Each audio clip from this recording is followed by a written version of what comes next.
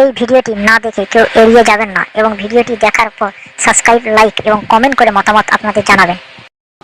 বাংলাদেশের মুসলমান ওরা অনুপ্রবেশকারী, দে শুড গো, নইলে ডিটেনশন ক্যাম্পে থাকবে। আমি বললাম আমরা বাংলাদেশি না। এই কথাটা বলার পর আমাকে 2টা থাপ্পড় মেরেছিল। মারার পর বলল, যখন তুমি স্বামীকে ডাকতে পারবে না তো তুমি জয় শ্রীরাম বলো, তারপর তোমাকে ছাড়া হবে। আমি বললাম আমি মুসলমান, আমি কিভাবে জয় শ্রীরাম বলবো। এই কথাটা বলার পর আমার পেটে একটা লাথি মেরেছিল। মারার পর আমার ছেলেটাকে ওরা কেড়ে নেওয়ার চেষ্টা করছিল। ওরা একদম এত ছিঁড়াছিঁড়ি করতে করতে আমার ছেলেটা উপর খেয়ে পড়ে গেছিল। আর কানের মধ্যে ওরা থাপ্পড় দিয়েছিল, কান থেকে রক্ত পড়ছিল, কানে আচরণ এখনো আছে, আর মাথাটা ফুলে গেছিল পড়ে যেয়ে। নইলে ডিটেনশন ক্যাম্পে থাকবে। আর সব হিন্দু বাংলাদেশ থেকে যারা এসেছে 31শে ডিসেম্বর 2024, তারা সবাই শরণার্থী, তাদের নাগরিকত্ব দেবে ভারত সরকার।